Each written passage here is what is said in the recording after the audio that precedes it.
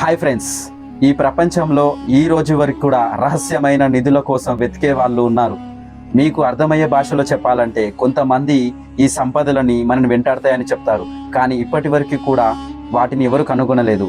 ఒకవేళ పొరపాటున వాటిని కనుక్కున్నా సరే వారు రహస్యంగా మరణించేవారంట. ఈరోజు మనం అలాంటి మర్మమైన నిధుల గురించి తెలుసుకుందాం.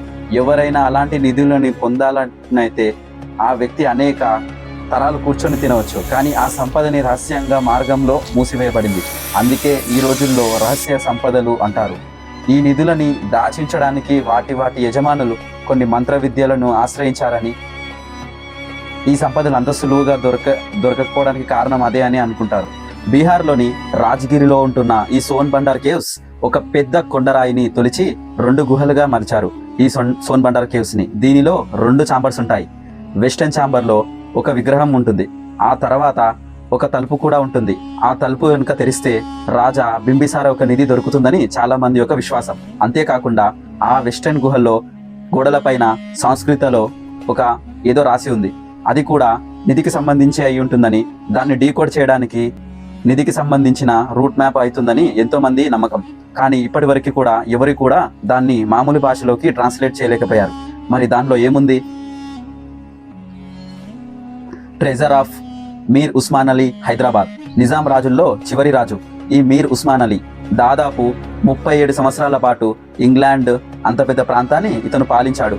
2008లో ఫోర్బ్స్ పత్రిక ఇతను ప్రపంచంలోనే అత్యంత ధనవంతుడని, 5వ వాడని, ఇతనికి దాదాపు 15 లక్షల కోట్ల ఆస్తి ఉందని పేర్కొన్నది.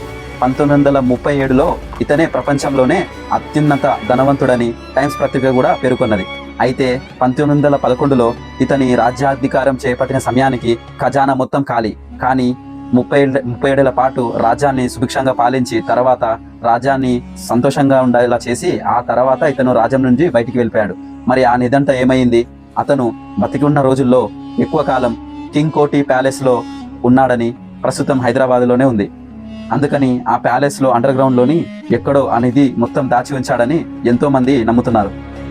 అతని దగ్గర ఎంతో రత్నాలు, మణిమాణిక్కలు, వజ్రాలు, రత్నరాశులు లెక్కలేలని ఉండేటివని ఇప్పుడు నిజంగా కింగ్ కోటి ప్యాలెస్ కిందే ఉన్నాయా?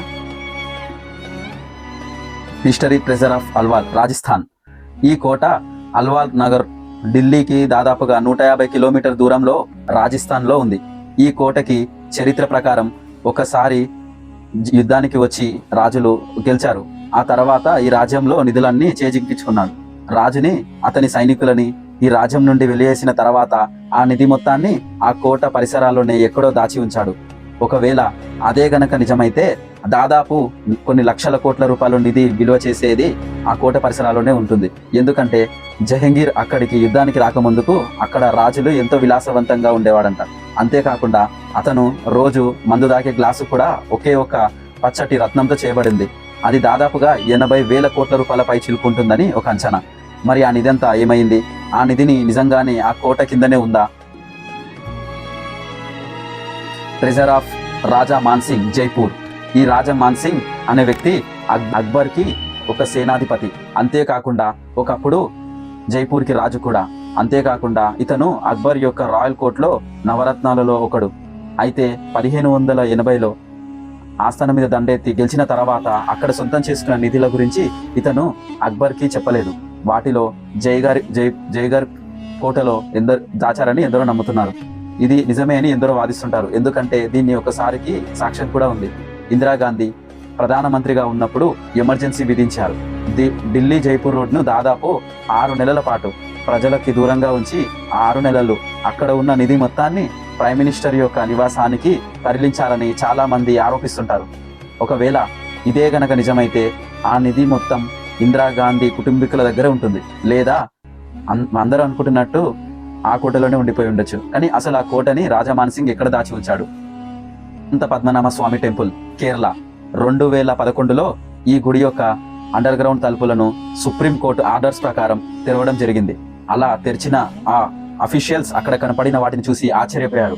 వజ్రాలు, బంగారు నాణ్యాలు, కిరీటాలు, బంగారు ఆభరణాలు, ఈ రోజు ఇంట్లో వాడే వస్తువులతో సహా అన్ని బంగారంతోనే ఉన్నాయి. ఎన్నో విలువైన రాళ్లతో చేయబడి అక్కడ ఉన్నాయి. వాళ్ళు వేసిన అంచనా ప్రకారం ఆ వార్డ్ ఏ అన్నిటి విలువ దాదాపుగా 1,50,000 కోట్ల రూపాయలు. అయితే ఇంకా వార్డ్ బి తెరవనే లేదు.